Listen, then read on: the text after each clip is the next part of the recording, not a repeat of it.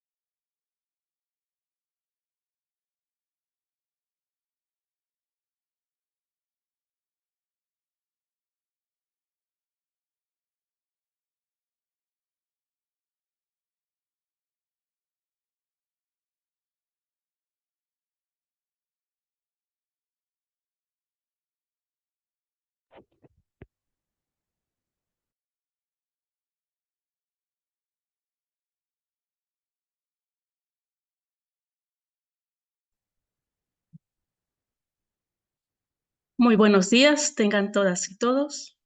A nombre de la Red Indígena de Mujeres Indígenas Everyone, on behalf de of Biodiversidad, the les damos la más cordial bienvenida. Mi Indigenous nombre es Women's Daniela Network for Juárez Peña, del Biodiversity, pueblo I Nahua. Soy kindly parte de la Red de welcome Mujeres you. I Indígenas am sobre Daniela Biodiversidad Juarez, and I am de part of América the Latina y el Indigenous Caribe. Women's Network for Les estaré Biodiversity of Latin acompañando, America and moderando the esta etapa de Caribbean.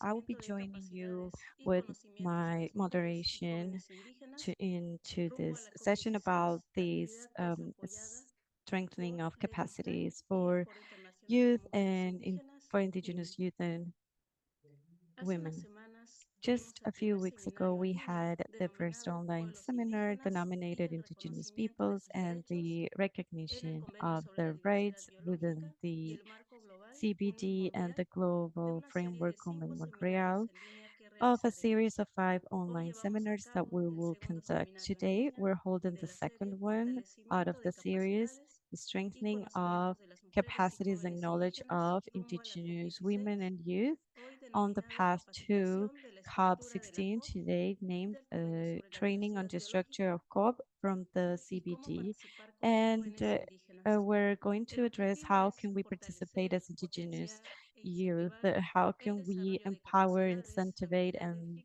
the competencias de los development pueblos of indígenas, capacities and skills of principalmente Indigenous mujeres y peoples, jóvenes mainly indígenas de women América and Latina y el Caribe, para que Indigenous puedan women and aportar youth e of Latin incidir en las America and the negociaciones de la Caribbean so that they COP16 can del Convenio contribute an sobre la insight in Diversidad the Biológica negotiations of y en la COP16 implementación on y las the revisiones de las CBD and the estrategias implementation and nacionales revision of sobre la national biodiversidad strategies y on planes de acción del biodiversity Marco and Mundial de action plans Biodiversidad within de the acuerdo a Montreal biodiversity a nivel Convention, the CBD, and the Common Montreal Convention, and for the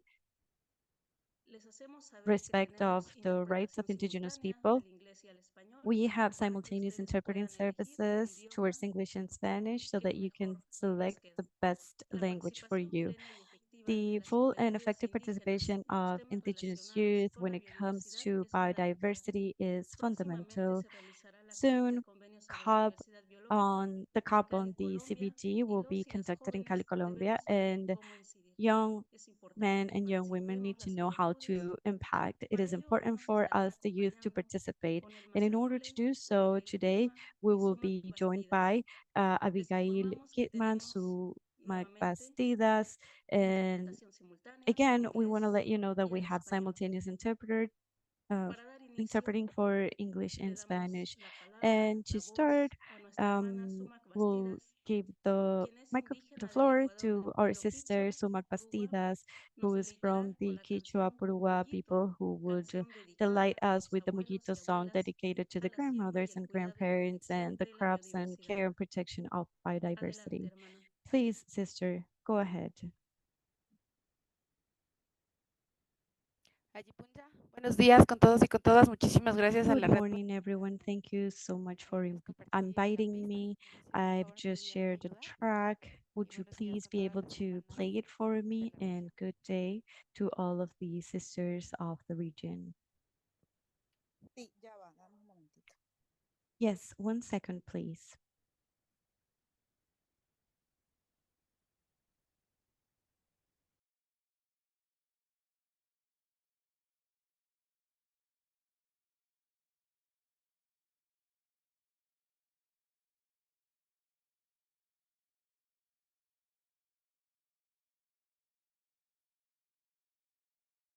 No se escucha el audio, Hortensia. Hortensia, we cannot hear it.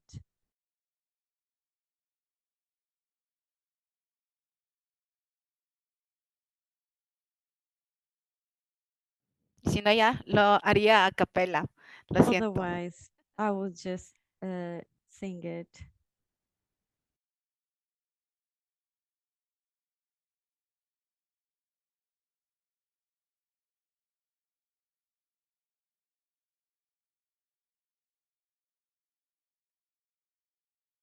Bueno, voy a compartirles a capela. Efectivamente, esta canción la escribí para mis abuelos y mis...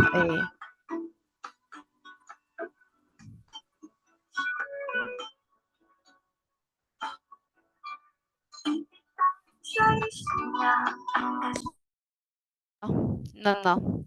Lo voy a hacer a capela, lo siento. Just sing a cappella. Sometimes technology doesn't help. I wrote this song for my grandparents. I am a Quechua Puruhá woman and I'm a songwriter, and this song tells the relation that exists with the crop, the soil, the earth, and the daily love that my grandmother and grandfather felt towards the land and biodiversity as well. So I'm going to sing a cappella. I hope you like it. Mamamasitu, pachamamata, wakitingiti, muyu sinami, winyanakantik, aspamamata, huyaringaba. Inti tahu sina, anggas panyau pasparing, lilik bagu angita, atiyan apa, Tuksingimi Pachamamata wakitishpa Liglig sinangarkangi Sinapugyo mampurirkangi Tutapunja kunaka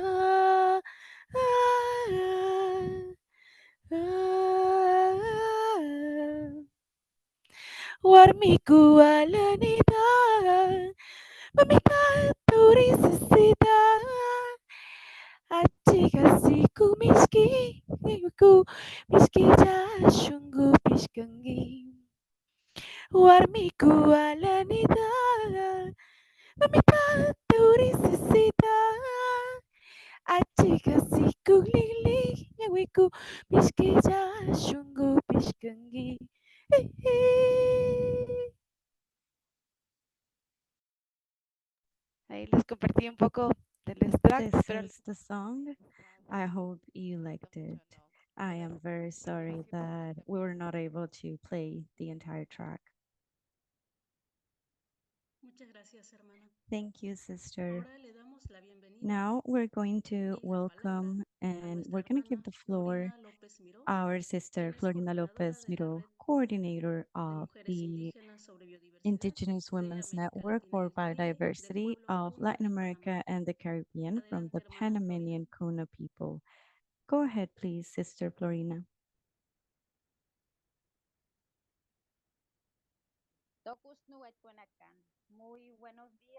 Good morning, brothers and sisters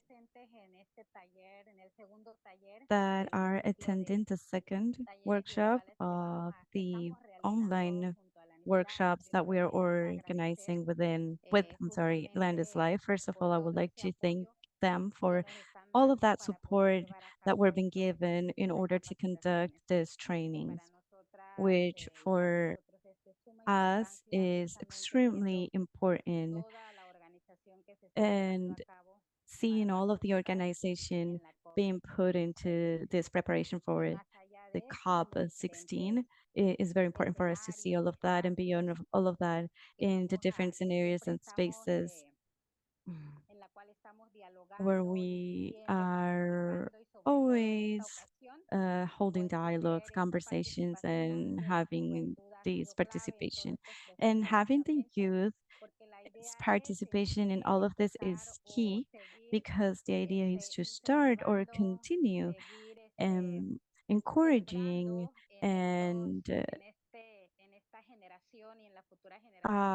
fostering in or instilling in this generation this fight for biodiversity, traditional knowledge, and it is important for the youth to be participating already in these processes and assuming challenges and assuming responsibilities in the daily lives of the indigenous people out in the territories, especially is precisely where we defend our biodiversity and where we transfer our knowledge and practices of our own.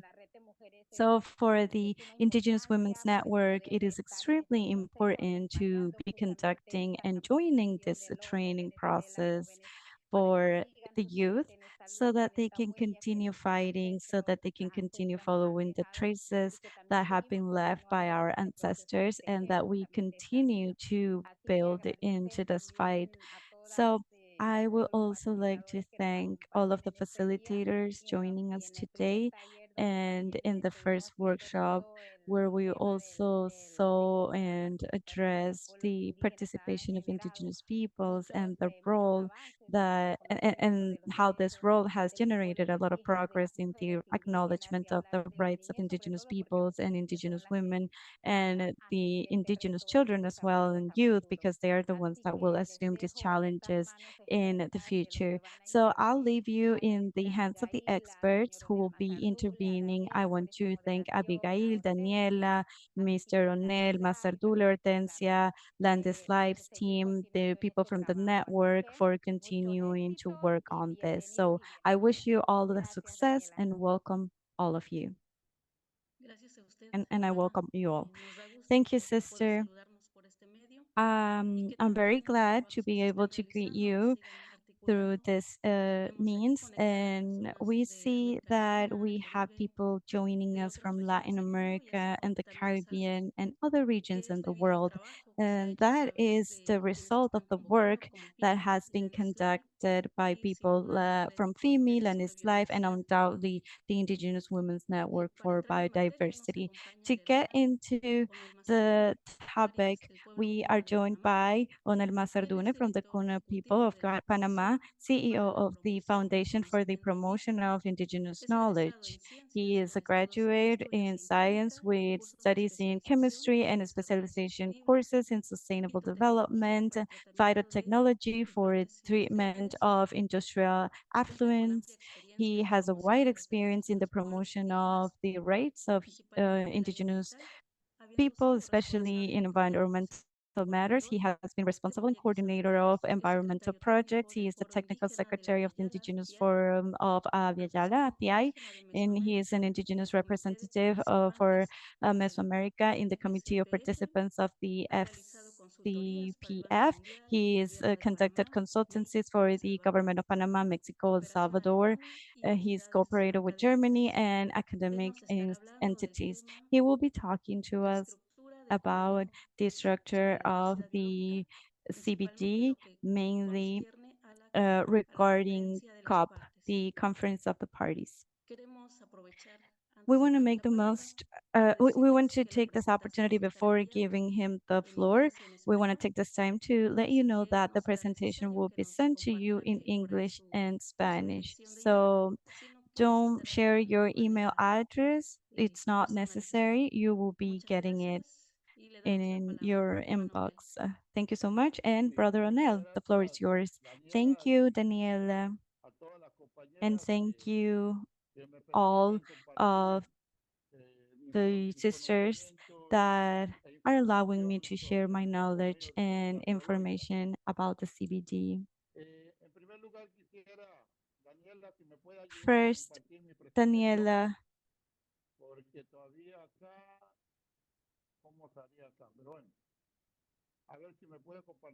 could you please share for me? And if not, it's fine. In the meanwhile, I can move on. Okay.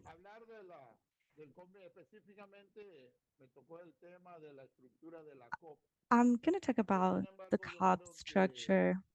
However, I believe that it is necessary to start talking about the CBD. I don't know if other people have talked before me or at a different time, if they have already addressed the Convention for Biological Diversity. In the CBD, it was the first multilateral agreement completely dedicated to biodiversity. The importance of conservation and sustainable use of the environment for human well-being, that is worth mentioning. The agreement has three main objectives. The first one is the conservation of biological diversity. It mentions different ways of preserving the biodiversity in the planet. And then the second objective was the sustainable use of the components of the biologic diversity. And the second thing is the distribution, the equitable and fair distribution of the benefits derived from the utilization of the resources. Out of the three objectives within the agreement, the one that has been more debated about has been the fair and equitable distribution of the profits derived from the exploitation of resources, so the access to resources. The debate has been very complex and controversial between the developing countries and the developed countries, because as you may all remember, where there is more biological diversity is in the developing countries more than in developed countries. So there has been a discussion about how should those rights be for those countries be recognized, and at the same time we as indigenous people enter into this because the countries that have biological diversity have indigenous territories.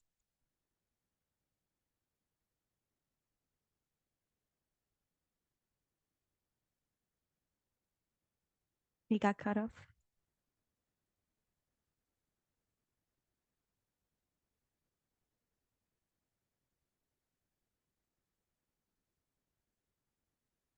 It got cut off for me.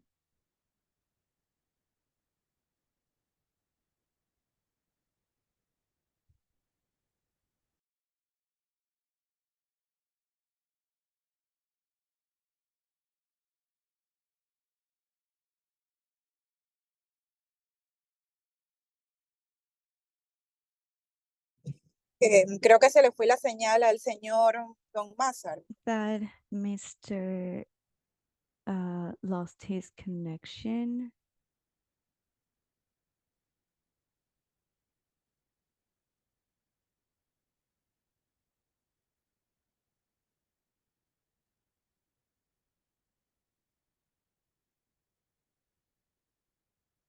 He lost his connection. Daniela, si es que Onel no aparece, podemos seguir con el próximo. Daniela, if Onel is not here, then we can move on with the next panelist. Onel, ¿por ahí nos escuchas? Onel, can you hear us?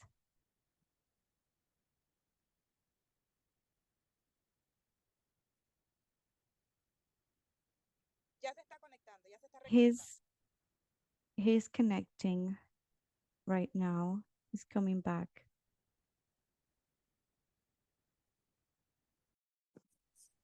Me disculpa que yo estoy en la comunidad y I am sorry. I am located in the community, and it seems like there is a satellite problem today because I have not been able to connect as I should be able to. Anyways, you can hear me now. Is that correct? Yes, we can hear you now. Yes, okay. So, as I was saying, the convention is already in force.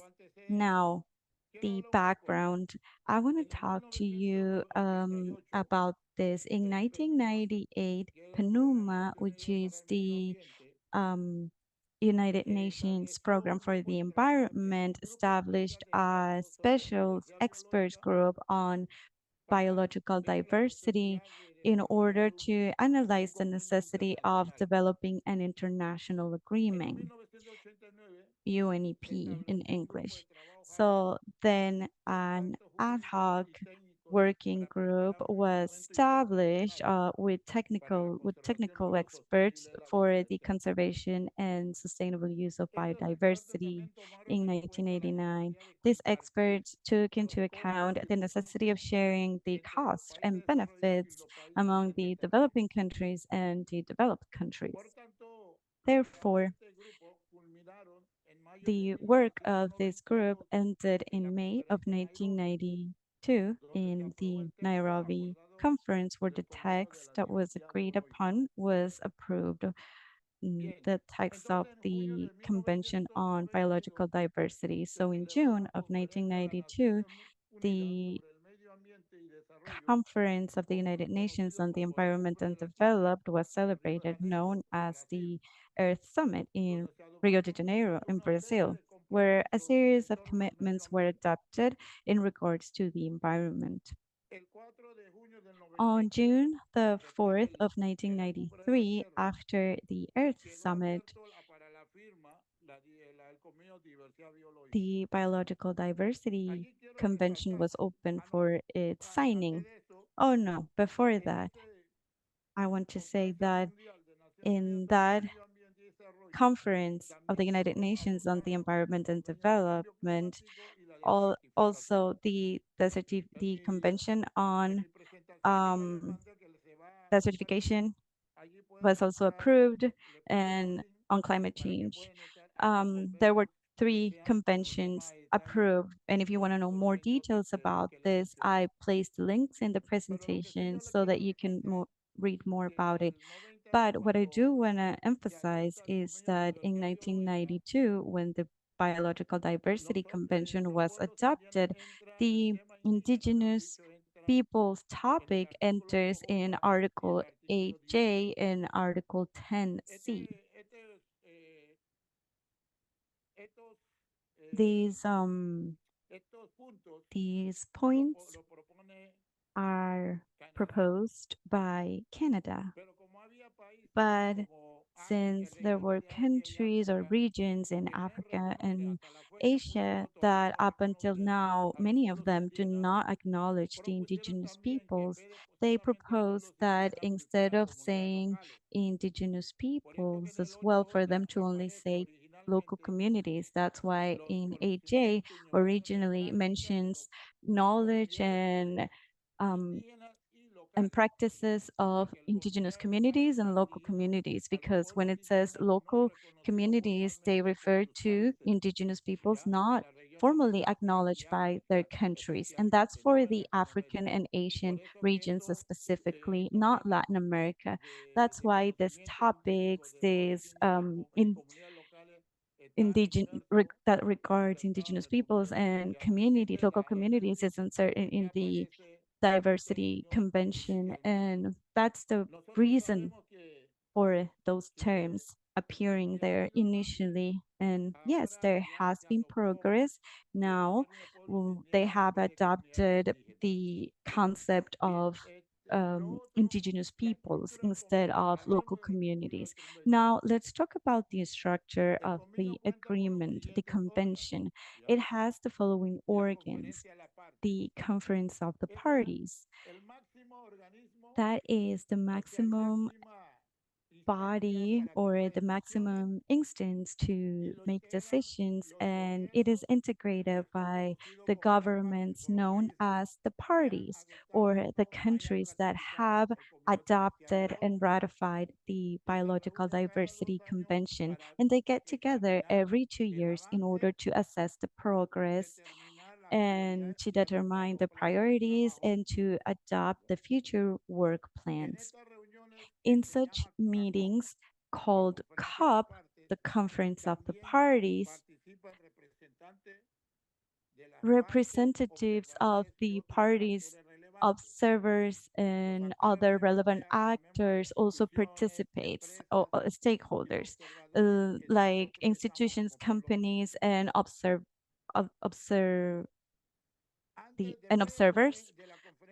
And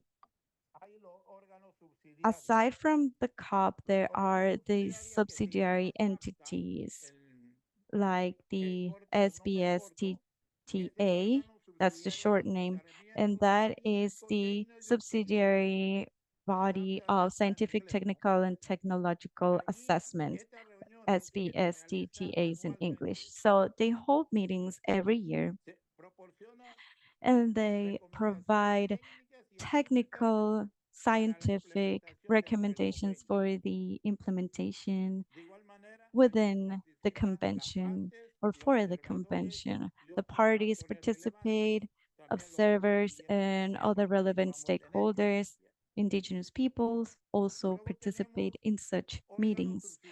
Then we have the subsidiary body for the application, which is the SBI.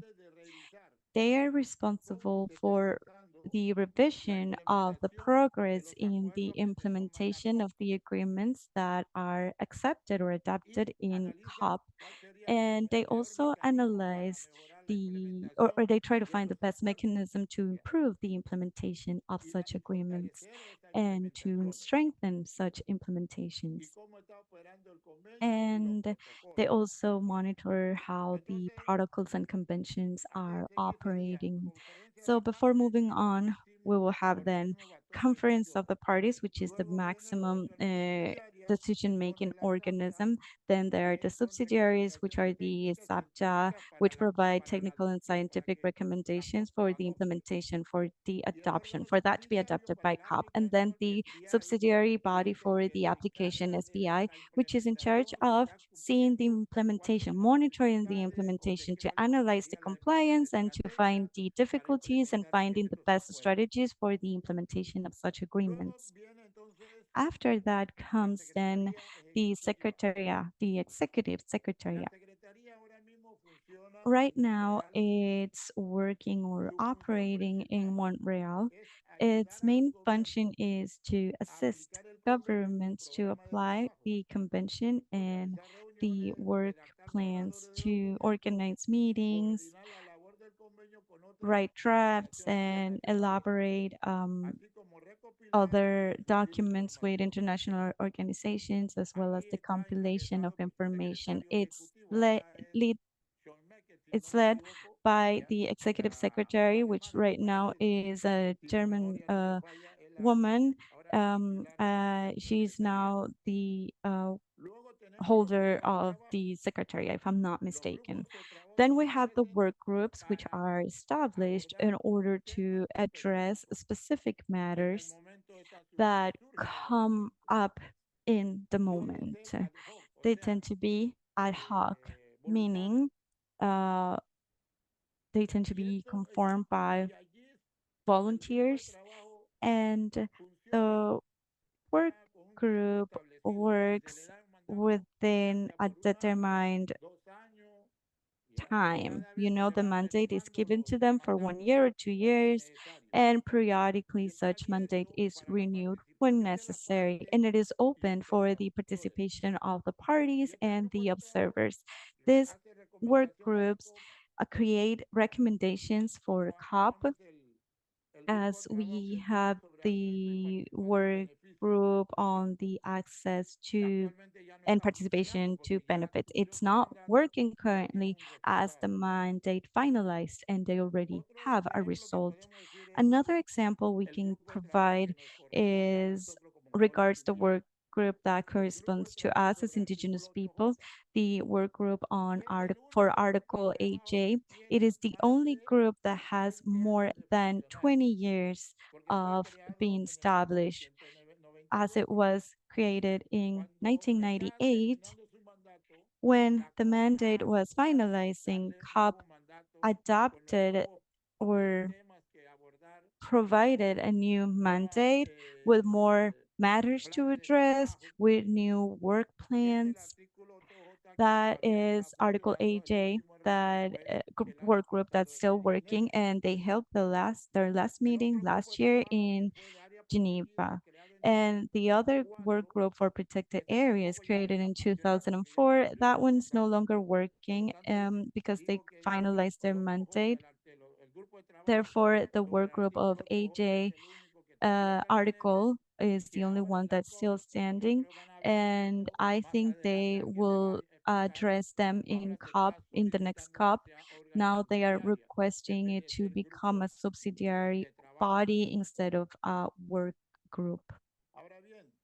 Now, COP and the subsidiary bodies, whether that is SAFT, SBI, have a round table or bureau, which integrated by a chair and two representatives of each region from the United Nations, meaning that it's only conformed by the parties and the secretariat.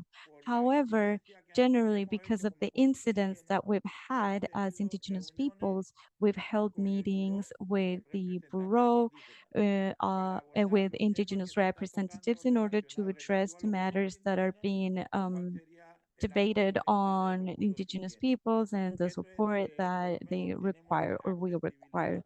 So that allows us accessibility to this bureau, which is called, whether that is SAFTA and SBI. And I also want to let you know that the work group on Article 8J, the co-chair, has always been held in each session, in each work session. There's always an Indigenous co-chair and a co-chair that represents the parties. I forgot to mention that before. Let's move on then. Also, currently, the agreement has two protocols that are utilized to support the best possible implementation of decisions. The one being the Cartagena Protocol, which deals with a very specific topic because it has to do with biosecurity. It has to do with biosecurity. We also have the Nagoya Protocol that regards the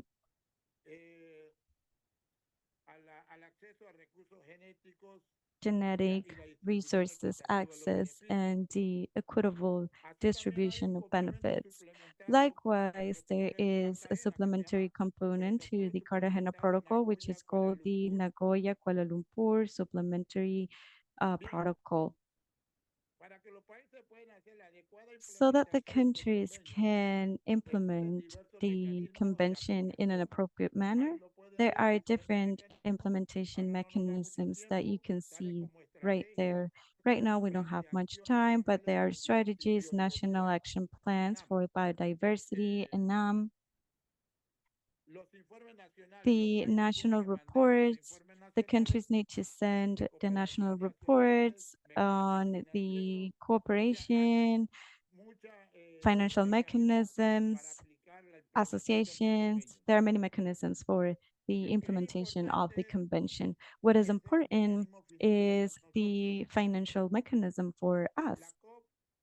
COP is assisted or depends, so to speak, from the World Environmental Facility, the GEF, that supports the work of the three Rio Conventions, the certification, biodiversity, and I'm sorry, desertification and climate change. So since 1996, the CBD COP accepted that GEF will become the financial structure, the institutional structure responsible of operating the funding mechanisms. Here you're able to see the structure of the convention. Here you can see the chart, the conference of parties at the center, and then the COP mob, which is the Nagoya Protocol.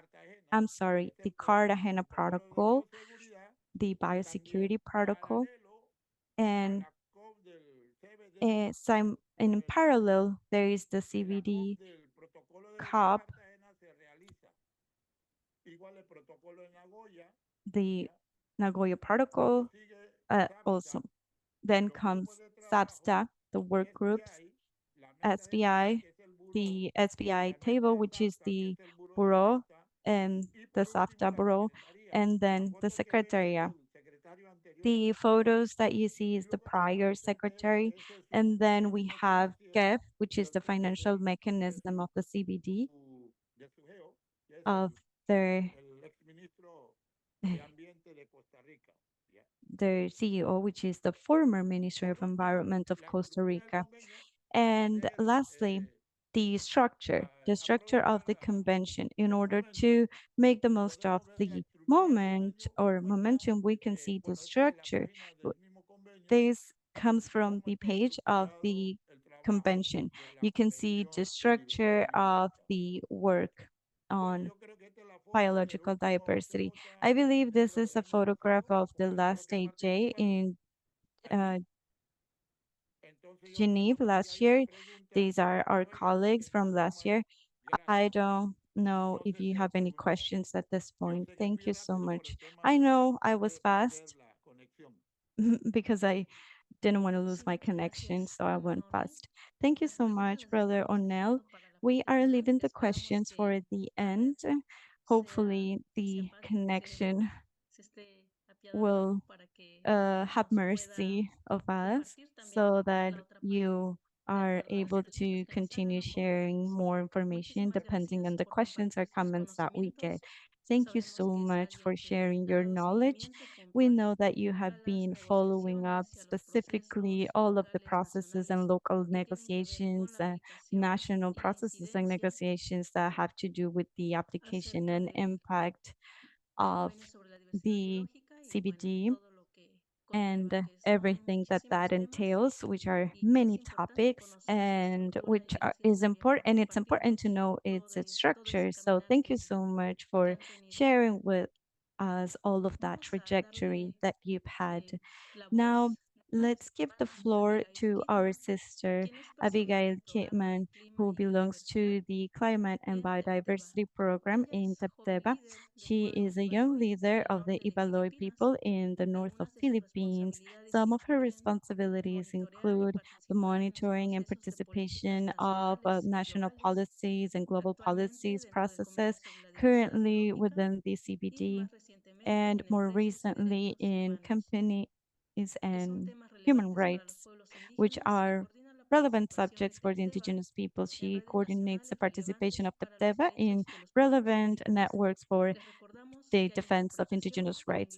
We remind you that we have interpreting services in English and Spanish in the bottom part of the screen. You'll be able to find a button so that you can listen and understand. Go ahead, sister.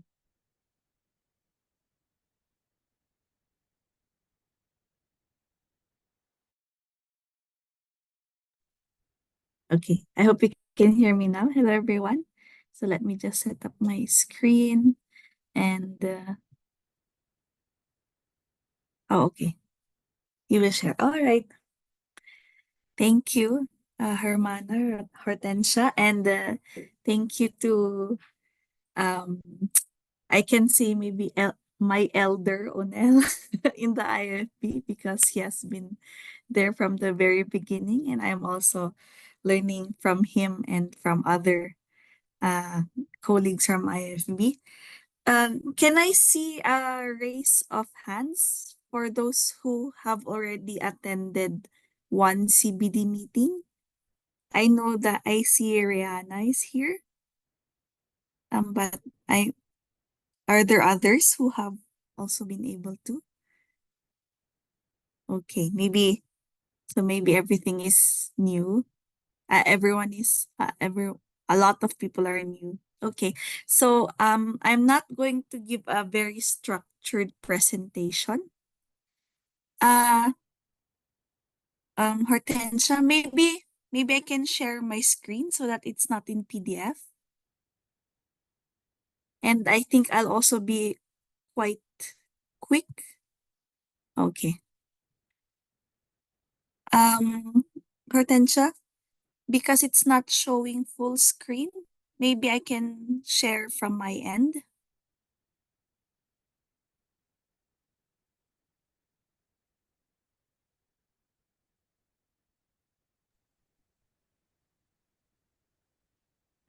Yes, okay. Thank you. All right. So I'll just try to be quick.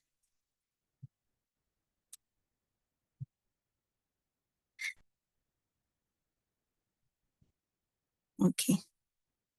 All right.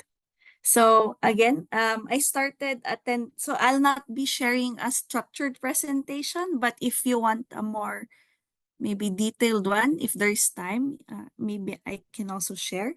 But for now, I'm just going to share some pictures and experiences from my end. So when I joined, when I was following the CBD, I first attended the Conference of Parties, which is the final, usually it's the final meeting in one session where the decisions will be officially adopted. So the CBD conducts COP meetings every 2 years. So for COP 14 that happened in 2018 in Sharm el Sheikh, and I was just starting with the so I had no previous training beforehand.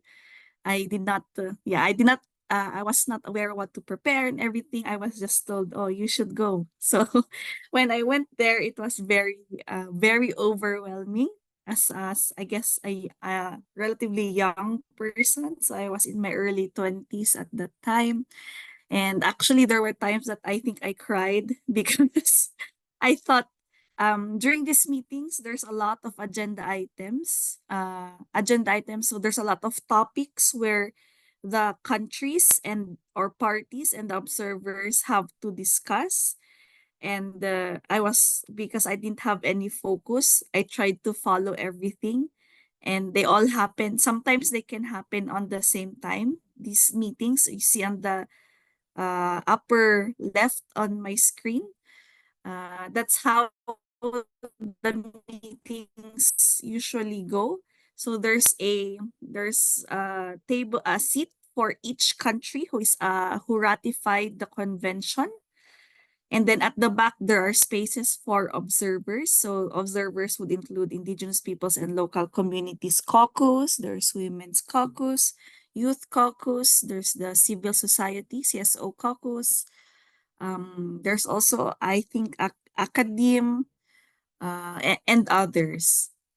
So yeah, it was so overwhelming. My first meeting, I cried, I think, at one point because I followed everything and I didn't have a focus. But anyway, so I'm sharing with you now, maybe as I go along, maybe some tips on how, if you are going to attend any of or engage in the CBD meeting, some of the things that I learned as I learned through the process. So anyway, so what happens during these meetings is that you have the option to join whichever caucus, whichever caucus you want to join. So for me, and I think most here, you will probably join the International Indigenous Forum on Biodiversity. That's for the Indigenous caucus, and for the youth, there's the Global Youth Biodiversity Network, and for women, there's the Women's CBD Women's Caucus, and then for civil society, there is the CBD Alliance. And then usually these caucuses have preparation meetings before this, where we will all assign ourselves an agenda item to follow, and then we will read the document, and then we will comment on it, provide maybe if we have text comments or text edits, text suggestions, we put them in a statement, and then when it's the time for that agenda item to be discussed, then we have the opportunity, there's time for us to speak, and then we deliver the statement on behalf of the caucus. So that's usually what we do. And then there's not only gonna be, usually there's more, it's not only one round of commenting and reading the document, because it's going to be refined as the days go. So there's going to be more sessions that you have to continue follow when you follow an agenda item until the very end, until a draft document or decision has been adopted. So that's the main way that we, in general, we are engaging in the process. But here there are some examples of other ways we are participating. So if you see the next picture in COP 14, that's like there was a peaceful demonstration of highlighting the issues of environmental human rights defenders. So if you see here, these are folks from Latin America, from indigenous communities from Latin America and civil society. So they did a peaceful demonstration on that. So this one we do outside of the meetings, outside of the plenary rooms. So when the countries or parties come out or go into the room, they can see the messages we're trying to say. And then on the upper right side, sometimes when parties are discussing an agenda item, they have to talk among themselves on what is the most appropriate way or language or word to use in a policy document. And sometimes they also invite indigenous peoples and local representatives from indigenous peoples and local communities. So at the very back, there is Chrissy from the Pacific. So, and then there's also Tonyo Sadik from Assembly of First Nations in North America. So they also take into account, our views in issues that are important for us. So not just parties. So I think this is quite unique in the CBD because there is enhanced participation modalities for indigenous peoples in agenda items that is relevant for us. So if you see down, this is my first time to deliver a statement during this time. It was quite nerve-wracking, and I delivered the final statement during this COP. I think in other meetings, Rihanna also delivered a statement for the caucus. I don't know if she has time to share later, but it was nerve-wracking. But when we make a closing or opening statement, usually we do it together as a caucus. So there's a group assigned to collect views from people, to write a statement, and then the next day we present it to the caucus for comments. And then we should all agree on the key messages, and then we wait for our turn to deliver it.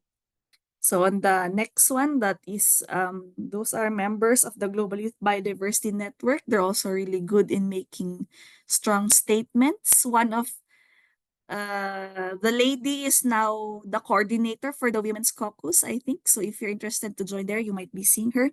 And then last, I'm showing a picture of delegates from the Philippines, because there are times where indigenous peoples are actually part of the country delegation. So I think in some Latin American countries like Mexico, I also think Colombia, they also include indigenous peoples in their delegation. So in the Philippines before, they also included, and then also I think Canada, but sometimes they don't let them speak on the floor. So, but I don't know if there has been a case before where they allowed an indigenous representative to speak on behalf of the country. Oh, they did last time. From Brazil, how do you call this? In I think like the chairperson or head of their indigenous people's ministry spoke on behalf of. Yeah, so these are the different opportunities where indigenous peoples are, raising their voices in the COP or in CBD meetings. And well, as a youth, I can say that at first it can be pretty nerve-wracking, and usually you will be assigned some the basic tasks, like maybe writing opening statements or delivering statements for the caucus. And then as you go on, then you can be assigned like more like bigger tasks. So for I want to show also another meeting. This is the working group on Article 8J and SBSTA. So Onel said a while ago, talked about Article 8J. This is the one that talks on traditional knowledge, as you may have learned in previous sessions. So in this space, indigenous peoples have enhanced participation modalities. So here I just want to show that usually IPLC, indigenous peoples and local communities, women and youth caucuses, we work together a lot. We try to support each other in our statements. Here on the on the upper right, this is how sometimes we discuss when writing statements. Sorry. And then on the in the middle row, on the left side, that's an example of a side event. So you can also do side events on our issues. On the right, that's us again deliberating. Sorry. And down, I just want to show that sometimes it's not always work. It's also, we also take time to take a break. And one time we watched Frozen in Canada with the Sami indigenous youth. As you know, the parts of Frozen are like inspired from the Sami people. So it was nice to do that. Please give me a moment. Let me just.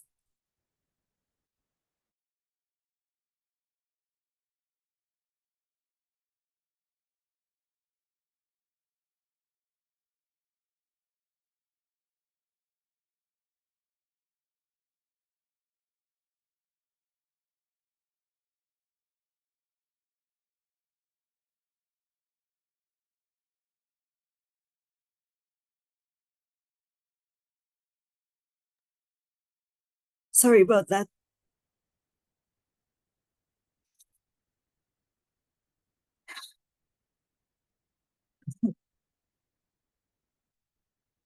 So on the working group on the post 2020 GBF, sorry, I suddenly had to cough.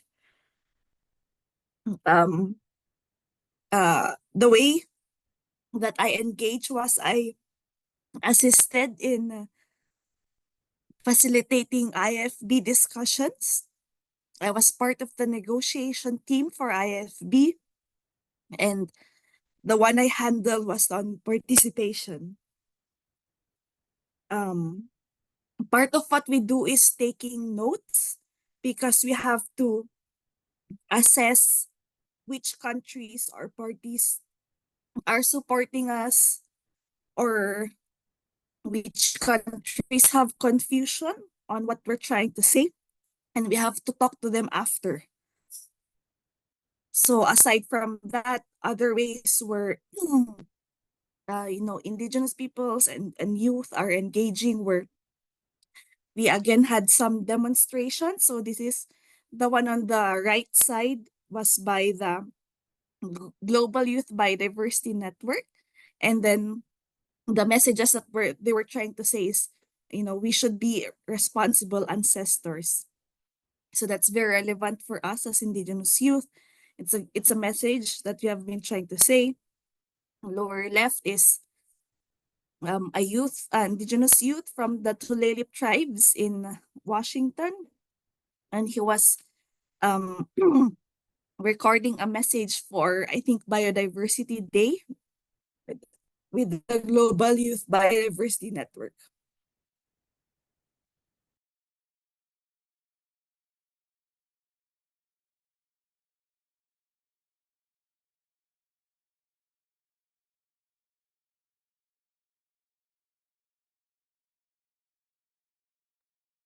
Sorry.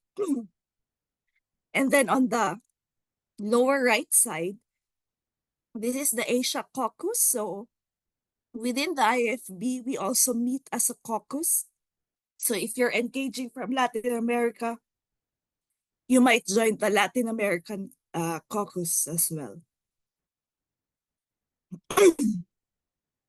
And then here's another meeting in COP15 when the KMGBF was adopted.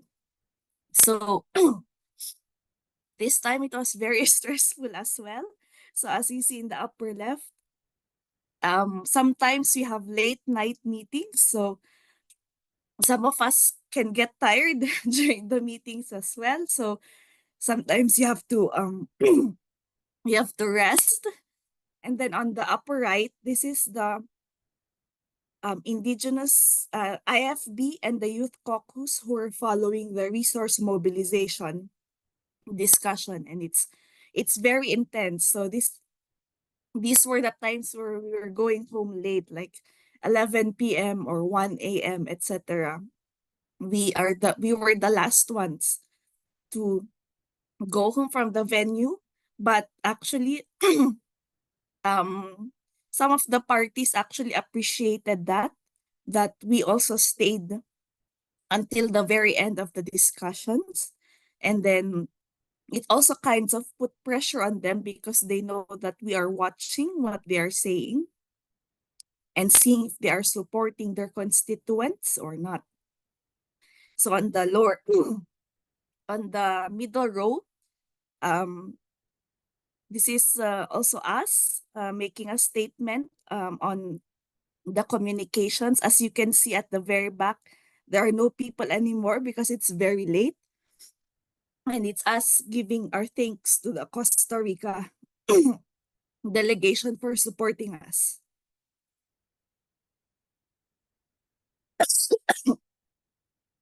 And then this other picture of President Trudeau. Actually, the Indigenous youth in Canada made a demonstration at this time as well.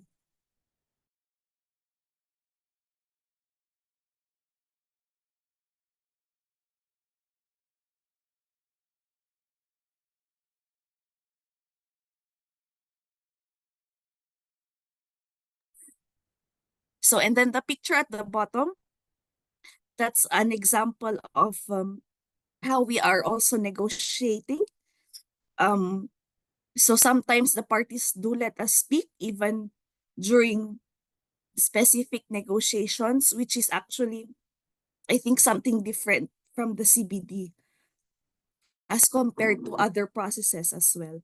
So this time, unfortunately, I was very nervous, but the co-chair rejected our proposal. But they did say that we can discuss it at another time. So not all our proposals are being supported. So that's part of the process. So what helped me as a Indigenous youth during my earlier years was, of course, the IFB caucus meetings, which we have every morning, and some days before the CBD meeting itself, trainings like this one. So I just put a picture of a poster of the webinar we're doing now. And then at the bottom are the regular virtual meetings that IFB is holding for the caucus. So I think this really came about during the pandemic when we did not meet in person. I'm not sure how IFB was preparing before when it was not very common to have virtual meetings, but these are the sessions where we get to, identify common issues, common positions, to task people to follow several agenda items. And then here are some of the online resource tools. So if you haven't checked yet, there's a website for IFB. And then there is the local biodiversity outlooks, which is our report, which is complementary to the global biodiversity outlooks. There's also the Global Youth Biodiversity Network website. And then they made a handbook called CBD in a Nutshell. That's very useful for those starting to engage in the CBD. And then the CBD itself has a training manual for Indigenous peoples and local communities that you can access. So that's all for my sharing. I'm really sorry, my throat suddenly dried up. But if you have questions, please feel free to share them and I'll try my best to answer.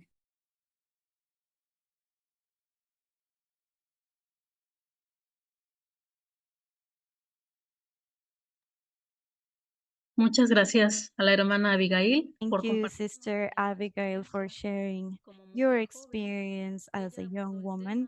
She addressed the participation of the youth in the COP on the CBD. We remind you that the presentation of this session will be sent to your email so that you don't have to worry. You will have this information available. And those of you who missed the initial part will also be able what we talked about during this morning. I would like to take this opportunity to greet our brothers and sisters from Cameroon, Suriname, Venezuela, the entire Amazon region, Chile, Peru, Ecuador, Brazil, Panama, and Mexico, who are the ones joining us today. Also from Bolivia, hopefully we continue coinciding.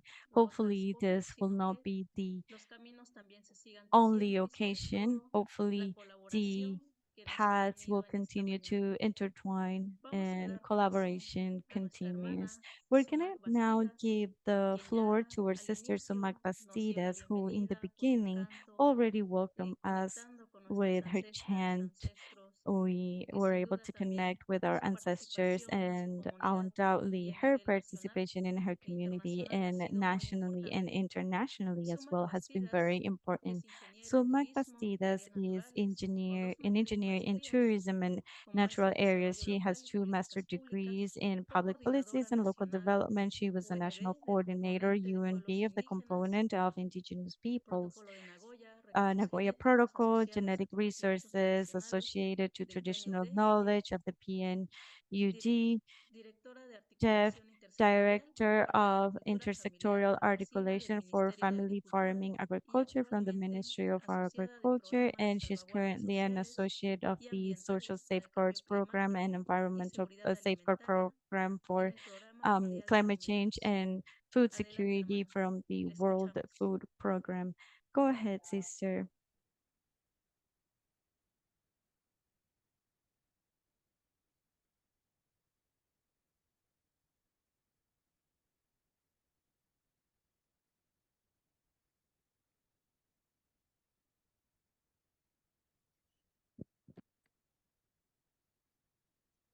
Dani, creo que salió Sumak. Dani, I think Sumak left. She will probably join later. Maybe we should continue with the questions. Okay, then let's take this time. In the meantime, if any of you has any question that you would like to ask right now, you have the space, feel free. We'll just kindly ask you to share your name, the community or indigenous peoples you're representing, your country, and well, the question in a brief manner. You're able to raise your hand and we will give you the floor, or you can write your question, type your question in the chat box.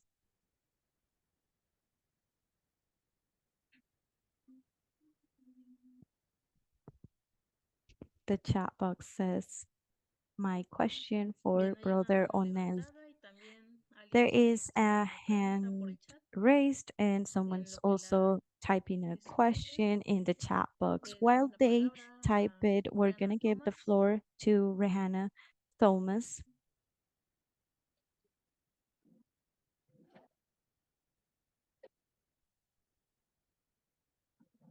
Hi, greetings everyone. My name is Rina from Guyana, South America. I am from Abigail, or we call ourselves.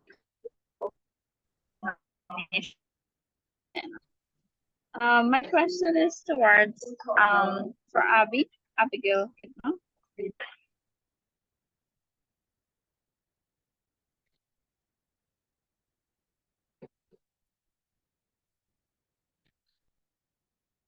Bueno, en lo que regresan, vamos a leer por aquí una pregunta. Okay, well, she gets back. Let's just read a question here that says, that's from Osber Polo for Brother Onel. What level of monitoring work is being conducted within the biodiversity framework? Well, I can answer that now.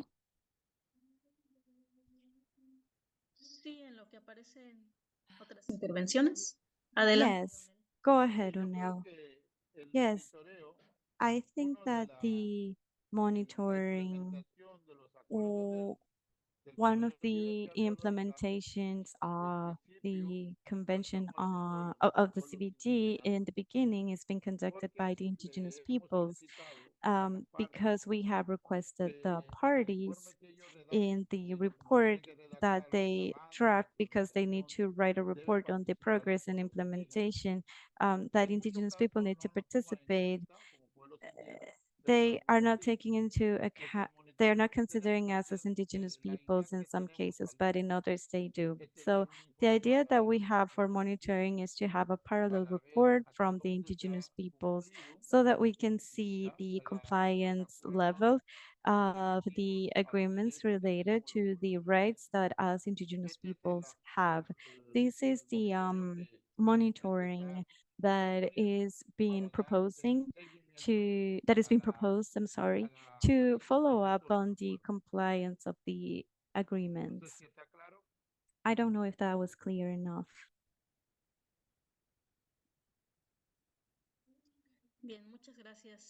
Okay, thank you, Onel. Abigail Kitma wants to participate, so we're asking if it can be in just a moment. We're going to take this time to give the floor to our sister Sumak Bastidas, who just joined us. Again, we want to hear her experience in the contribution to the youth groups for the care and protection of biodiversity. Good day. Once again, thank you so much for giving me the opportunity. For me, it is really important to share this experience with the Indigenous Women's Network for Biodiversity. I got to know about the Protocol of Nagoya and the importance of genetic resources in 2017 when I was invited to be part of a global project here in Ecuador. I would like to start actually by mentioning that it is pretty gratifying for me to know that more young women and men from the region will be joining or are joining this fight for the contributions to protect and preserve the biodiversity, the genetic resources, and also the importance of traditional knowledge. In this case of Ecuador, it continues to be a very important challenge, considering that public policy when it comes to the protection of genetic resources and traditional knowledge has significant progress in the constitution and in the national regulation, because we have an organic code of a popular economy in science, technology, and knowledge that develops an entire chapter number 6 for the protection of traditional knowledge. Likewise, there is an organic environmental code that promotes the protection and sustainable use of biodiversity and likewise the genetic resources.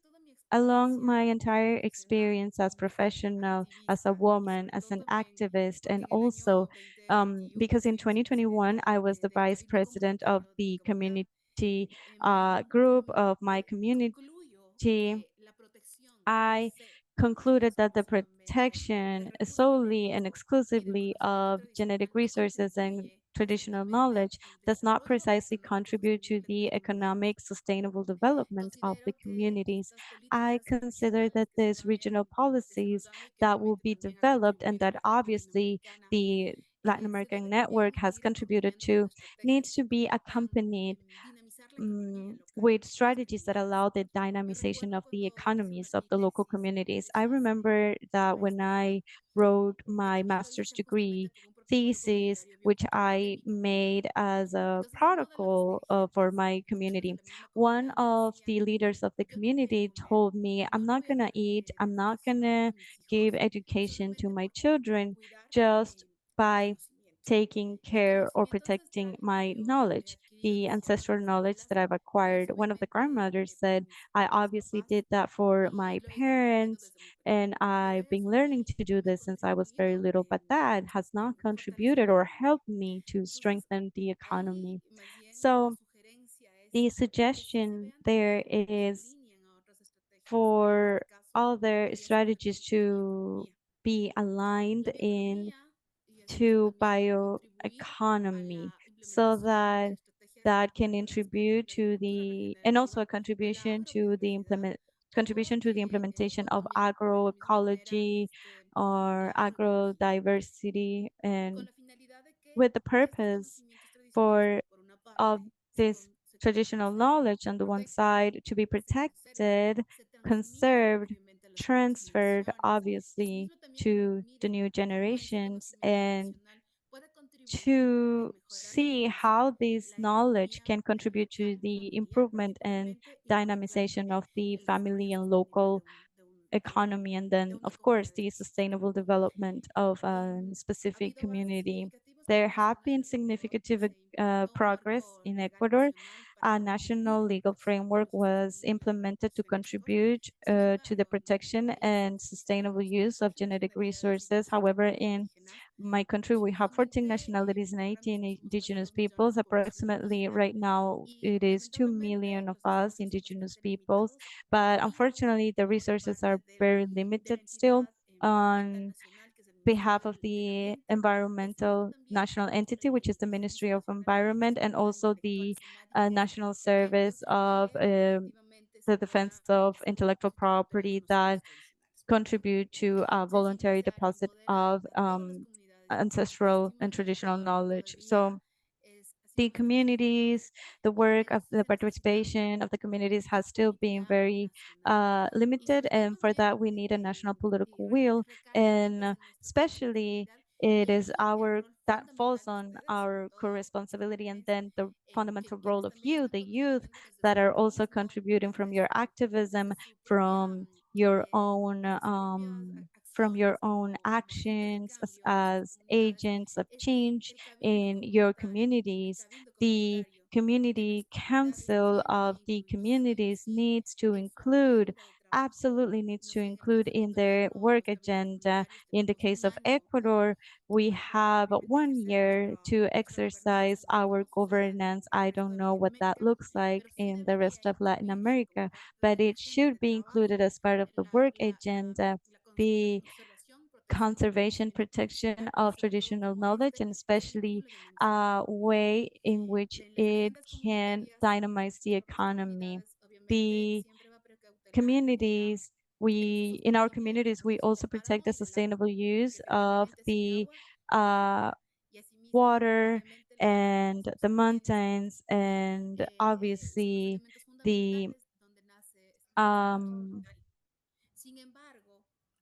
the paramounts, which are very important as well. However, if we do not include this as a priority, unfortunately, the traditional knowledge that is right now deposited in our grandparents in terms of knowledge will be extinguished. And let me tell you a personal case. In my community, the traditional knowledge is something that's there in the community, and that deserves a specific attention. But these, unfortunately, we do not see, and we have also perceived this in other communities. The one that is concerned for this traditional knowledge to be shared and transferred is the grandparent of knowledge, the ones that utilize this knowledge for the community medicine, because of course they need to use the plants, they need to use the sacred places, the spirituality itself that is very important. But the common of colleagues or mates that are part of the communities, a lot of people also migrate a lot from the communities, and they no longer take this as a fundamental element for the coexistence, for the continuation of the existence of our cultural identity. So my recommendation and my suggestion is to effectively you to become that agent of change that is so much needed in the community, so that from your own actions we can all contribute with technical knowledge to the communities, and so that we can obviously strengthen our actions, and especially for us to improve our quality of life. And as of now, I am working for the World Food Program for WFP in Ecuador. I am an associate of the for the environmental safeguards. And as you know, climate change is a very serious problem affecting the communities at important levels, the indigenous peoples and local communities, particularly those who live in the waterbeds of the rivers, in the mountains, in the water ice ojos de agua, and in the marine coastal strips. It is also important to mention how this knowledge contributes to the mitigation of the effects of climate change, and particularly from my actions here in Ecuador, we're focusing on hydric water beds. As I've mentioned, without water, there's no irrigation. Without water, there's no consumption. Without water, we cannot have good quality of soil. Without water, we can also not, we can't even have a sustainable production. So from that perspective, we are now facing that challenge as WFP. We need to support the environmental authority in the country, but as I've mentioned, we always need to make sure that there is a fair and equitable participation of the indigenous peoples and local communities in these proposals in order to mitigate the effects of climate change. And likewise, we need to consider the important role that rural women have. So that's the gender focus, because in Ecuador, 65% of the fresh production that feeds the basic basket of Ecuadorian households comes from the farming, from the rural farming, and 80% of that activity is exercised by rural women. However, despite the care, the hand, the management of that productive farming unit,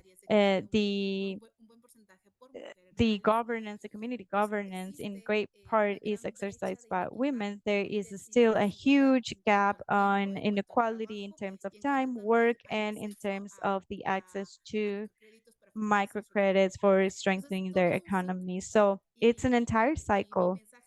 And my final message is, let's not look at the protection of ancestral knowledge and the sustainable use of genetic resources and biodiversity as such. It needs to also be accompanied by these strategies that will contribute, as I mentioned, to the dynamization of the family economy and also the sustainable economic development of the peoples and nationalities. Over to you.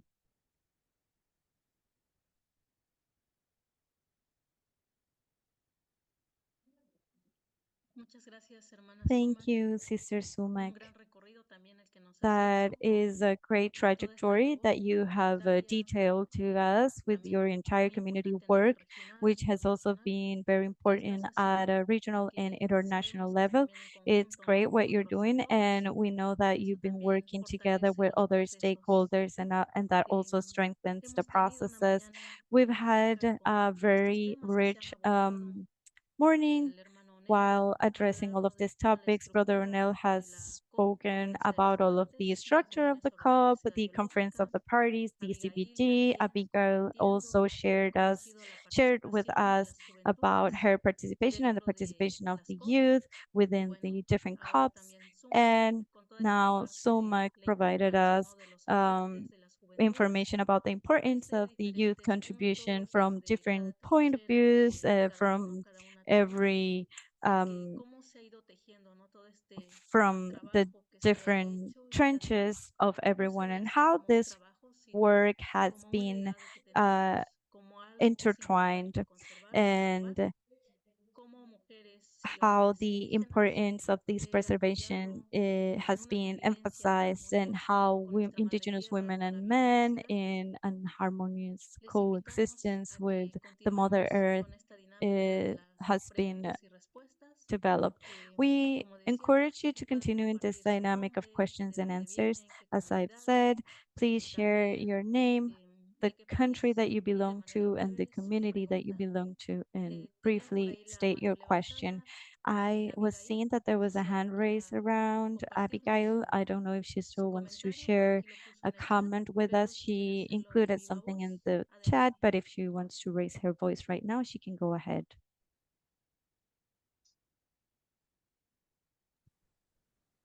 Oh, it was just on the monitoring edition. I also posted it in the chat. So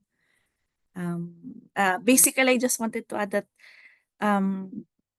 they're in the CBD, they have adopted the monitoring indicators for monitoring traditional knowledge, and it's not yet fully operationalized, in a sense that not a lot of countries are integrating it in their reports. So that's actually an opportunity for us at the local and national level, to maybe we can contribute this information or urge our countries to integrate our contributions in their report. And it's part of the lobby work towards COP16.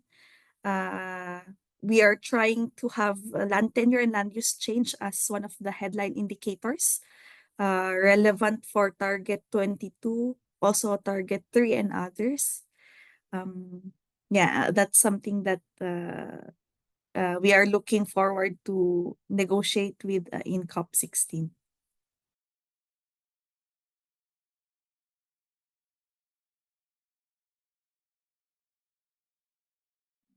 Muchas gracias, hermana Abigail, por ampliar también Thank la you, mirada. Sister Abigail, for sharing this. We're gonna give the opportunity for to two more people to speak. Sister Omaira Kasama had her hand raised. Over to you. From Panama, from the Embera peoples. I am a member of the Indigenous Women's Network for Biodiversity.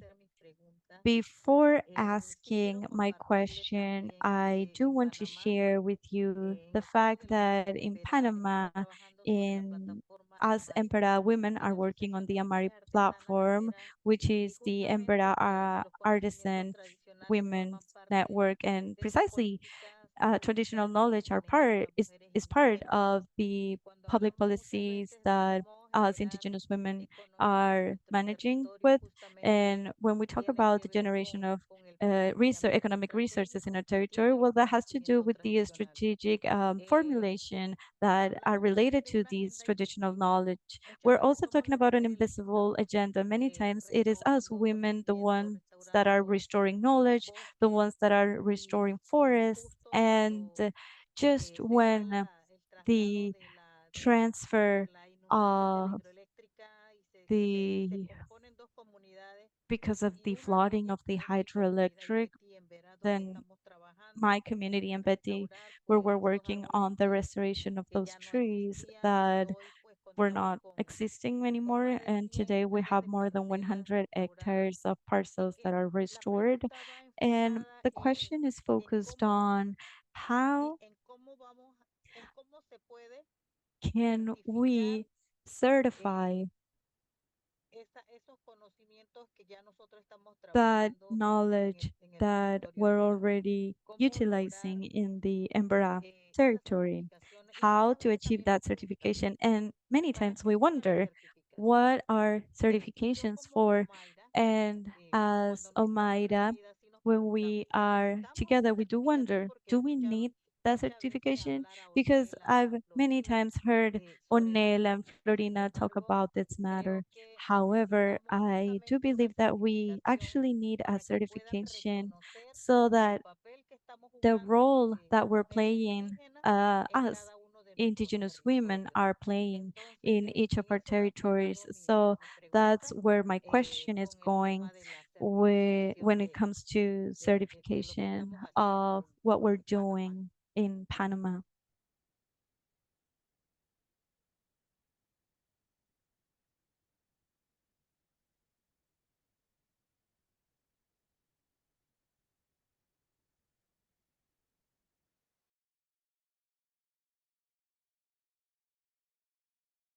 Muchas gracias. Por ahí también había otra mano levantada. Si nos pueden compartir, por Thank favor. you. There was another hand raised around. If you wish to talk. Yes. Good morning, everyone.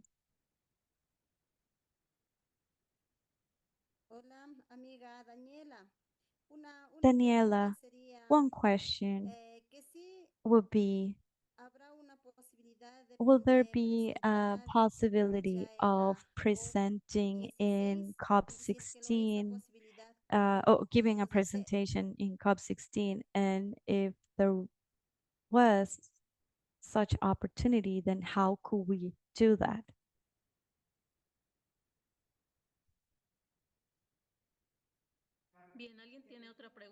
Okay.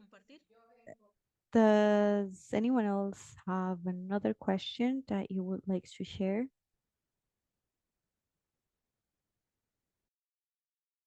Si es así, en un momento más daríamos If paso a la there are no more questions, in just a moment, we will give the floor to hear the answers.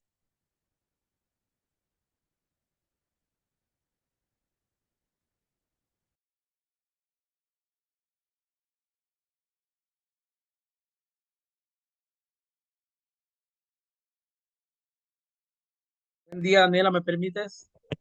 Good morning, Daniela. If you allow me to speak. Adelante, Randy, por favor. Randy, please, go ahead. Sí, ¿qué tal? Un gusto saludarles desde acá, How are desde you? Panamá, I'm desde glad Puruhá. to greet you from the Kuna Y mi people of pregunta here sería in más Panama. puntualmente a My hermana Abigail. question will Bueno, be tuve for la Sister oportunidad Abigail. de poder estar Well, en la I had COP15 the de opportunity to Canadá. be in Y en ese caso vi mucha COP15 in preparación Canada, and de in esa that parte de case, I algunos saw a lot of fugazi. Quisiera preparation saber si in de the repente youth of tienen una Asia. previa I would reunión like de to cada know COP if they o hold a prior meeting before cuál sería every la, COP, or diría, la which will estrategia, then be the porque strategy, puedo resaltar que because cuando I can estuve allá highlight that when I was there, vi mucha participación I en grupos de saw trabajo a de lot of países de Asia. participation Creo que in hay the muchos jóvenes working también de groups América from the Latina, pero Asian no part. veo de I acá. believe there are Entonces, ese many seguimiento no youth sería tan puntual como from vi en Latin el tema de America as well, Asia. but I did not Solamente see quería such a pues, comentar cómo specific and hacen, entrar en precise experiencia, follow cómo up se that preparan I para poder saw tener from esa the Asian incidencia en members. cuanto So a I los would like to know recursos what your más preparation faltantes, is aunque hay mucha like. How parte can de you have que such hay an muchos ramales y impact aparte in such que a los pueblos complicated indígenas seríamos los structure like the últimos CBD escalones, that has so pero many hemos branches? acordado, And hemos while hecho us de una indigenous otra manera. people sometimes Sería mi are pregunta hacia Abigail. the last wheel, so to speak. So De that would be acuerdo. my question to Muchas gracias Abigail, por for sus Abigail. preguntas. Okay, thank you Si so much for gustan, your damos paso questions. a las respuestas. Then Por ahí nos we will estuvieron consultando cómo se let's logra la certificación we were okay. para el Just to tema de recap los on the questions, we were conocimientos. asked about the knowledge También certification, el papel de and este we were programa asked dentro de about nuestros the role territorios. Y ahora el that hermano Randy women are en playing esta in parte our de territories. And then Brother el Randy proceso de asked Asia, about cómo se the está Asian llevando a process cabo para in terms of garantizar the también la participación. preparation Quien and guste to contestar, guarantee the le damos participation la of palabra. the representatives. So we're going to give you the floor now so that you can answer. No sé si me permiten. Allow me Sí, to claro, speak? adelante, Of Sumak. course, Sumak. Go ahead, please. Yo les voy a contar en el caso ecuatoriano porque In the case of hemos visto Ecuador, necesario as we've seen desarrollar el that registro it has voluntario been de conocimientos necessary to develop tradicionales. the voluntary deposit El of gobierno traditional ecuatoriano lo knowledge. I am hizo. going to quickly Afortunadamente recap. tenemos ya Fortunately, we have normativa already a ecuatoriana regulation in que Ecuador contribuye a that la protección y a contributes la to the conservación de los protection and conocimientos conservation tradicionales of y la traditional knowledge biodiversidad. associated to Y la biodiversity. finalidad es que And the efectivamente purpose is to el registro effectively de este for registro the voluntario registry es of para this evitar voluntary deposit, the la purpose is to avoid the biopiracy. y And esto that es is un modelo de gestión que se ha a planteado alrededor management del Ecuador. model that has Investigadores been de proposed in investigadores e Ecuador. investigadoras And en el now desarrollo de investigación aplicada o researchers más who are especializada developing quieren applied or solicitar specialized permiso de research need to investigación al request Ministerio del a Ambiente. research Y permit cuando este to the Ministry tiene of instancia en Environment. But conocimientos when it tradicionales, is el Ministerio del associated to Ambiente ancestral knowledge, the solicita Ministry of the como Environment requisito requests que as exista a el consentimiento requirement to previo have no the por parte prior de free el voluntary titular de estos registros um, tradicionales, que no consent recae en of una the persona, peoples. And sino this does recae not en un fall on pueblo o one en una person, but nacionalidad. one nationality Si es or que one ese indigenous registro no se peoples. presenta y no So se if that aparece requirement is registrado not complied with, en el and if Servicio it's not Nacional de registered Derechos in the Intelectuales SENADI, National el Service Ministerio del for Ambiente no Intellectual otorga or autorización a pesar rights, de then the cualquier ministry does not investigador provide o authorization investigadora for any acceda researcher a esos to conocimientos access to tradicionales this asociados a traditional la knowledge biodiversidad. associated to Un gran biodiversity. porcentaje A de las good percentage investigaciones of the básicas y research aplicadas en el that Ecuador are se basic desarrollan and sobre are la applied in biodiversidad, Ecuador are no sobre developed recursos on genéticos per biodiversity, se. not on Aún falta genetic desarrollar resource per esta se. We parte still need to en develop Ecuador. that part Sin in embargo, Ecuador. However, este that depósito va a una deposit base de datos del goes SENADI towards a y se database of registra Senadi, and that como is es voluntario, recorded. And el as it is pueblo o la nacionalidad voluntary, the decide people or the si desea o nationality no decide, realizar the este indigenous registro. people or Y nationality decide if they want se to depositan estos proceed with the datos en la registry, misma and then they nacionalidad o la misma deposit in comunidad that residencial database, que es and the pública same nationality si or es indigenous que se peoples crea. decide if they want Cuando es to secreta, make it efectivamente public nadie or puede acceder secret. And when más it's que la secret, comunidad. obviously no Entonces, la one else can finalidad es que access cuando other than alguien the quiera acceder community. So a un when recurso someone wants to genético access y a patentarlo genetic aquí resource that en el they want Ecuador, to parece patent que here todo in está ya Ecuador, or articulado I con believe las that casas de is already patentes articulated with the en license España, houses or por ejemplo, patent houses se comentaba en su in Spain, I'm momento sorry, nuestro particularly colega that's where our colleague Fernando Nogales was commenting from Tanadi, is that this information is crossed, and of course, then obviously they need the denomination of origin, and they need to determine where that knowledge came from. So that's the purpose in Ecuador, the creation of the voluntary deposit of traditional knowledge, which is still very small. I think that currently there are 600 or 700 traditional knowledges that are deposited, and most of them are oriented to the use of medicinal plants, and some others are regard the cultural expressions and especially the tissue, etc. Over to you. Thank you. Gracias, hermana. Thank you, sister. Nos fortalece también toda esta parte que nos compartes. What you're Nos sharing refuerza strengthens saber, los us, conocimientos y strengthens también our las luchas knowledge, con todo esto and que se está also compartiendo. the fights Em, with all of hermana this Abigail, information si that has been quiera shared. Sister responder Abigail, también a I la don't know pregunta if you would like to junto al take this hermano opportunity to respond, to run o this el question compañero specifically, hermano Onel and pudiera contestar Brother algunas Onel preguntas. could also answer some of the Adelante, questions. Abigail. Go ahead, Abigail.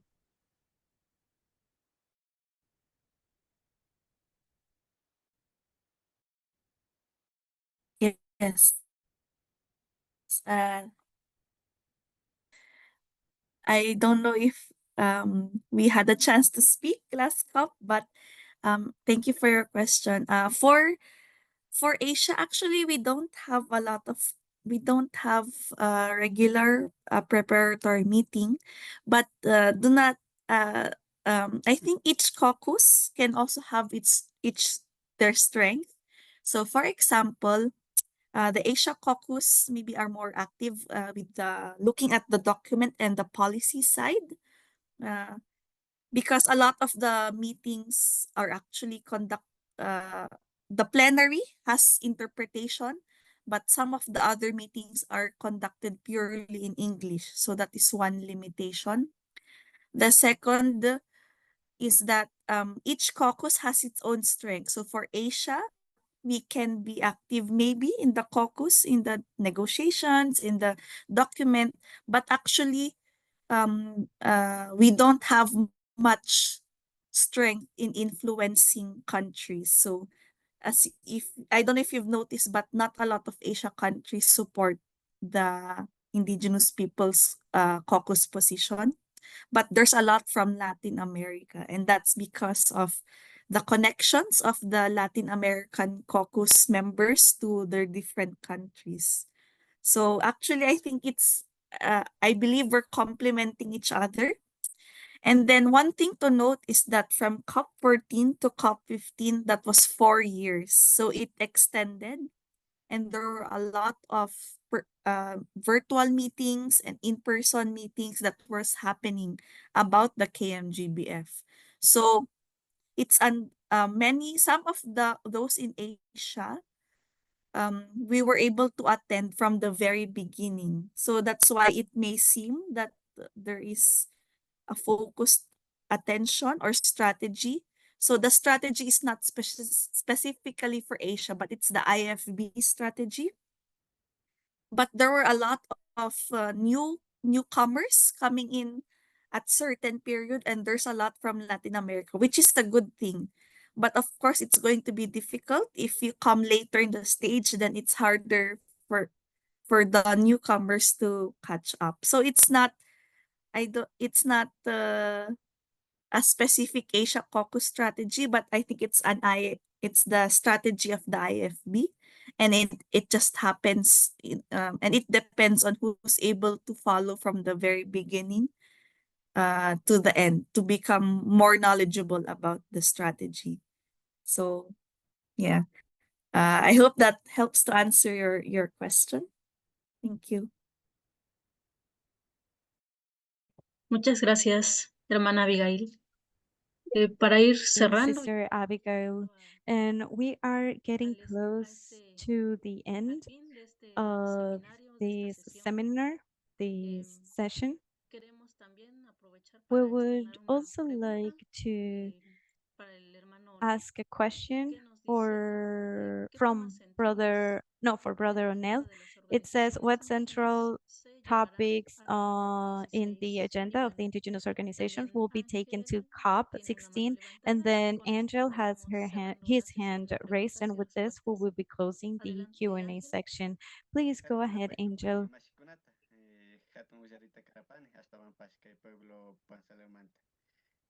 Buenos días con todos, es un Good gusto. morning, everyone. It is a pleasure to be here. Thank you so much for generating these spaces that help us as indigenous people to continue sustaining us from the territories and fighting. My question is for our colleague from Ecuador, Sumak. Within the elaboration processes and the safeguard establishment or determination processes, how can you get this balance that was mentioned before? How can you balance the communitary interest and the preservation interest, the natural conservation interest, especially in the Andean communities, because we have the moors and water bridges? How can we balance this interest, the community interest, to develop community activities and also the goal of preserving these natural resources? Thank you so much, and kind greetings to all of you. Okay, Daniela.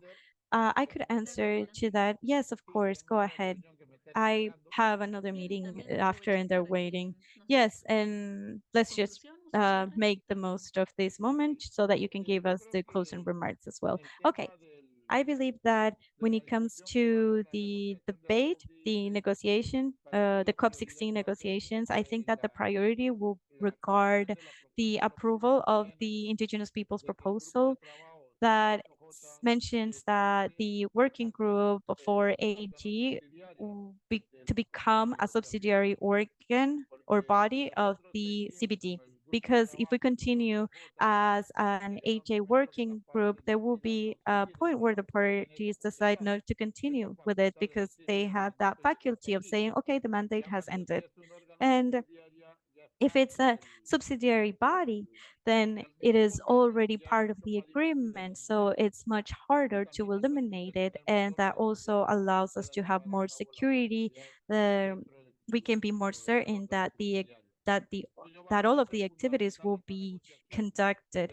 So with that negotiation, we will be able to get our proposal accepted. Aside from that, there are other topics that are very, very important, such as the digital information sequencing on biodiversity, the marine matters, the protected areas matter, the 30 target, how these protected areas affect the indigenous territories. So there are different topics that brothers and sisters generally in they work on this through working groups. They defined a group of brothers and sisters to follow up on important matters, because many times there are many topics that the parties put on the table, but sometimes there is no and not, there are not enough human resources to address all of them. And in many cases, the negotiations are only conducted in English, which is another limitant that the indigenous peoples have to access these meetings. And on the other side, there is the indigenous knowledge matter. I think it is very complex, and up until now, there is no a real protection mechanism in place. In every country, the indigenous peoples and organizations are seeking different mechanisms, but there is no one global mechanism that can be utilized to protect the indigenous knowledge. That is the situation, the current situation. I think that we need to continue working. We need to prioritize, of course. Now in COP16, we must make some time to address the knowledge protection matter and find a protection mechanism for the indigenous knowledge, especially. On the other side, there are many other topics on my side. I think that, well, you'll be getting my presentation. My email is in there. And if you have any other question, you can send it to me. I'll be at your disposal to clarify any questions that you have. So I'm gonna leave you now. I'm gonna go to a different meeting now, and thank you again for all of the colleagues for allowing me to share this information. kind greetings. Thank you so much, Onel. Good luck in your next meetings. Have a great day. Sister Sumak, if you would like to answer to that question, then this will be the time, and we also take this time for final remarks. Thank you so much for our Ecuadorian colleague for the question, and allow me to tell you, two suggestions, one from the most personal perspective and from my experience, and the other thing obviously as WFP. In the case of WFP in Ecuador, when we designed and implemented programs and projects oriented to climate change and food security, for us, the communities that are participants or direct beneficiaries of those programs and projects are not beneficiaries. They are strategic partners. So it's a very different conception towards the beneficiary. So with that perspective in mind, the community then becomes part of the decision-making processes and the implementation of the components, and obviously the main activities that the proposals have in relation to climate change. When it comes to the Ecuadorian case, in terms of proposals and projects that my suggestion there is that peoples and nationalities demand the existence of the prior consent and free consent on behalf of any authority and governmental authority that would like to conduct a program or project.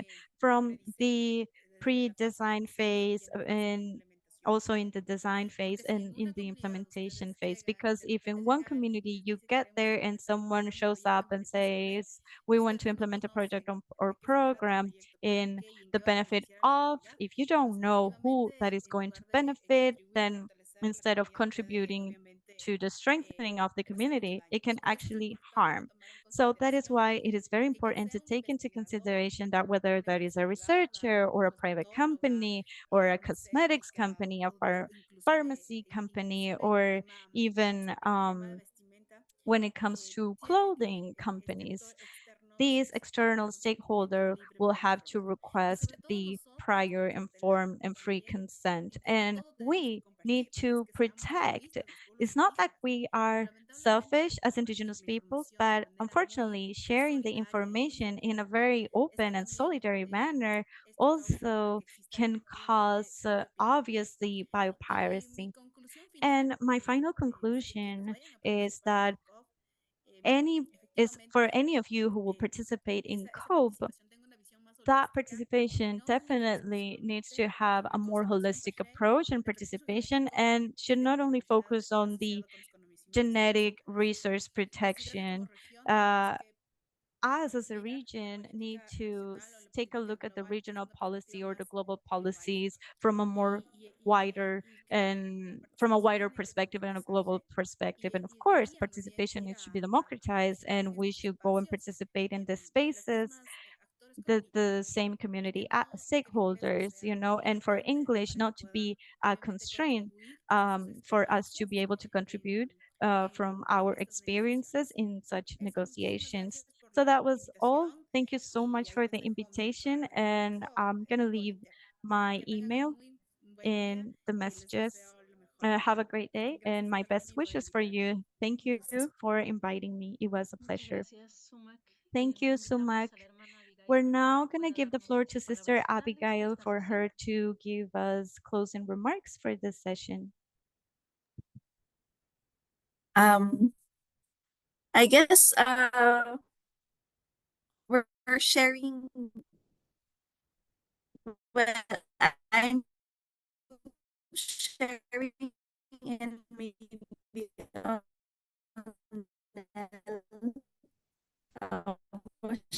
sharing the context in the CBD at the international level, but ultimately trying to do in the international level, and we're trying to and through the engagement make our countries back at home commit to some of the elements that are important for Indigenous people. So even if we don't engage in the CBD, it's still good to know so that when we engage at the national level on our biodiversity strategic action plans at the country or national reports and the programs of our government and projects they're doing for biodiversity, at least we can use the tools at the international level to remind at the national level, that they committed to protecting indigenous people's rights, and so they should follow through in the implementation.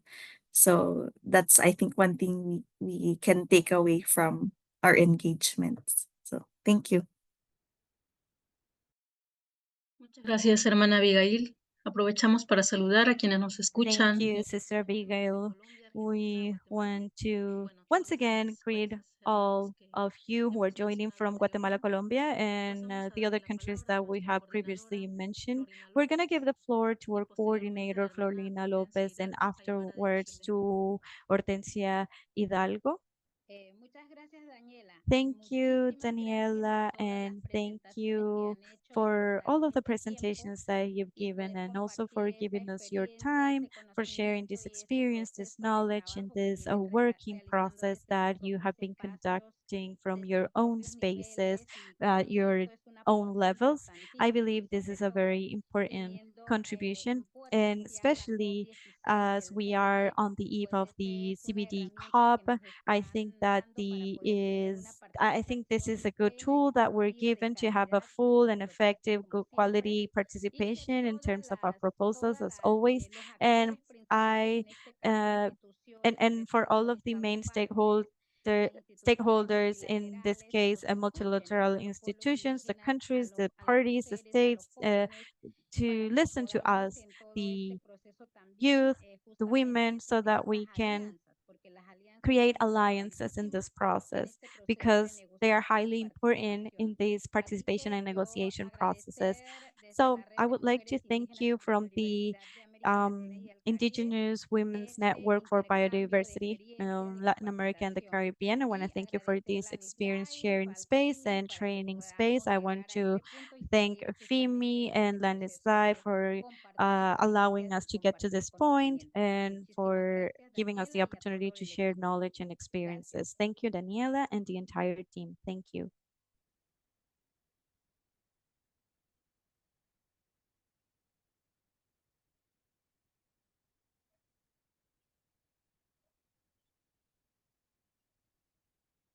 Gracias, hermana Florina.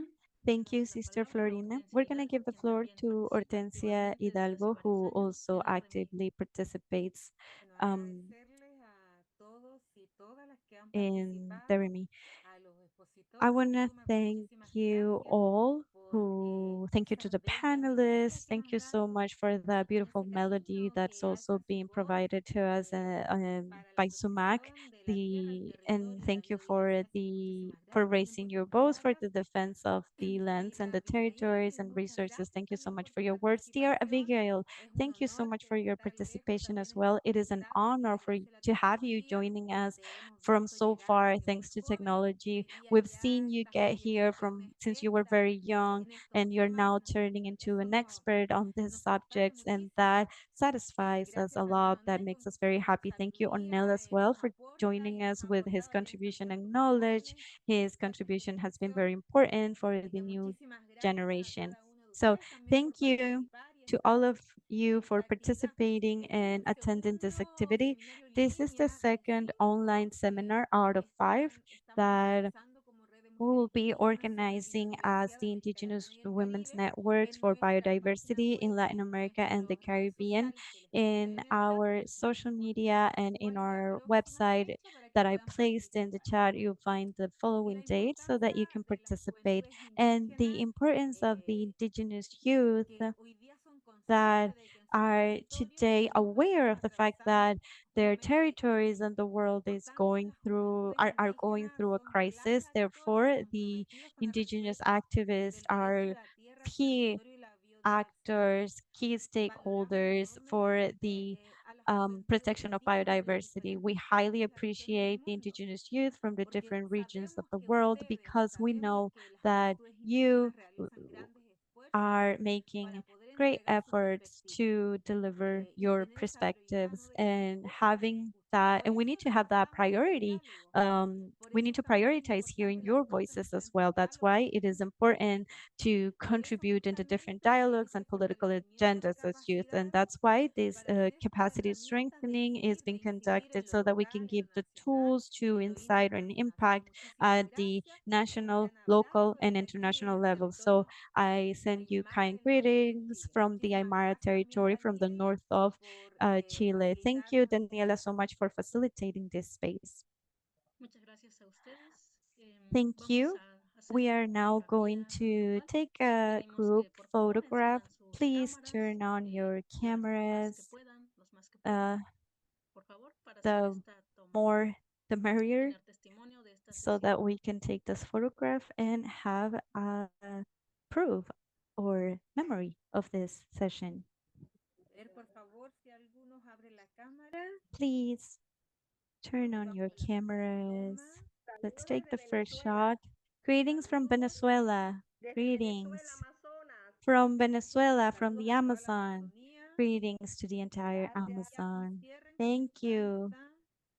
Please don't close your cameras. I still need to take the second shot. From Ecuador, Huancavilca, people. Wow, greetings all the way there.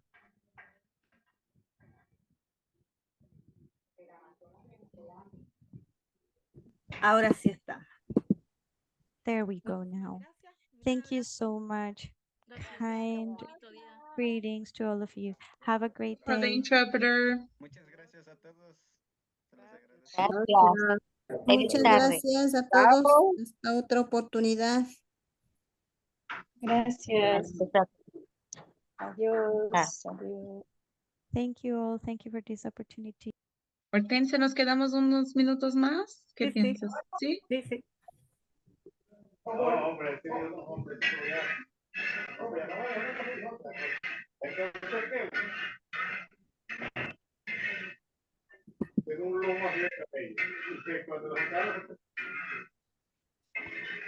El otro.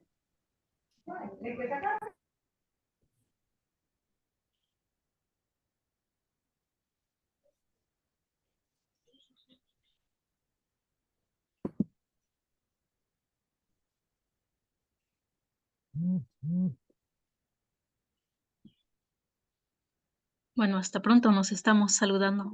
Gracias, Dani. Que estén Un bien. abrazo. Chaucito.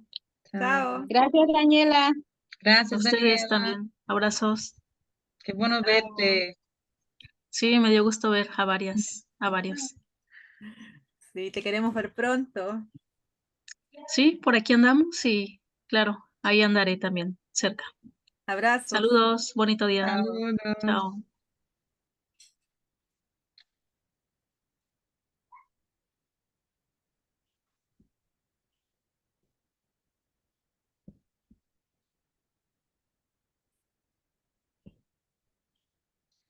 Gracias, Alicia.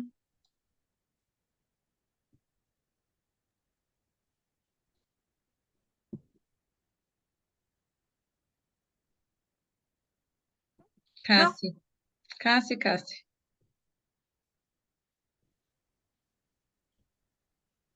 Okay, Hi, Florina Zaira. se queda también. Do you need interpretation? No. for this part? You're good Okay. to go. Thank you so Okay. much. Thank you. Bye-bye. Bye.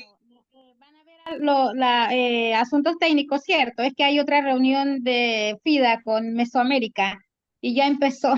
Anda nomás. Me quedé. Está bien. Ajá. Sí, Cualquier anda. cosa me informan, estoy al pendiente. Sí. Muchísimas gracias a las dos. Por eso es que Mai creo que salió también, porque está Sí, en esa reunión hoy día. mesoamericana. Sí, todo Nosotros bien. ya. Ajá, sí. Abrazo. que Dele estés pues, bien. Chao, gracias, abrazos, Florina. cuídense, chao.